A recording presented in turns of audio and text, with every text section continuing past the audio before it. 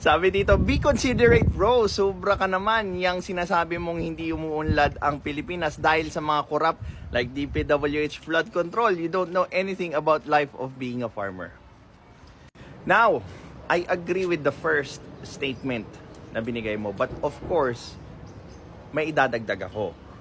And pangalawa, na wala akong idea about sa life ng farmer, that's wrong.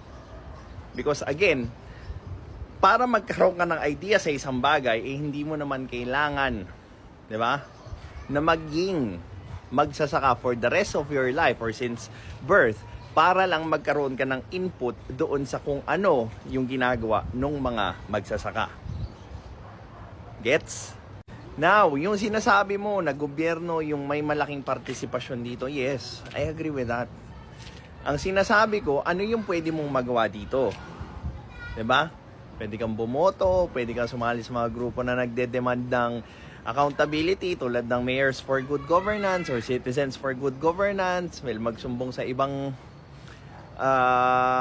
executive offices, 'di ba? Para well, kung may corrupt na yung kaya nila, edi at least matanggal nila. So ganon. Now, yung political method ba na yan, it will make you busy for the whole 3 years dito sa Pilipinas? I don't think so. I don't think so. 'Di ba? Yung activities na sinabi ko can only take what? So, balik tayo doon sa pwede mong magawa. Ano yung mga bagay na pwede mong magawa? Unang-una, tignan mo or maging aware ka doon sa ginagawa mo. Kasi pag naging aware ka doon sa ginagawa mo, marirealize mo yung resulta ng ginagawa mo. At pag na-realize mo yung resulta ng ginagawa mo, then you could now ask yourself, did it make me closer doon sa goals ko? Ano yung pwede kong i-improve? Or kung hindi effective, ano yung pwede kong ipalit? 'Di ba? And kung effective, let me continue. Yung mga ganong klaseng tanong, yung magbibigay sa'yo ng kaliwanagan kung ano yung pwede mong magawa aside sa magreklamo.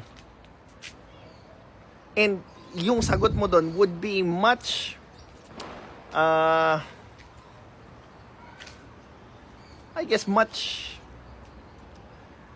realistic, or siguro that the term is much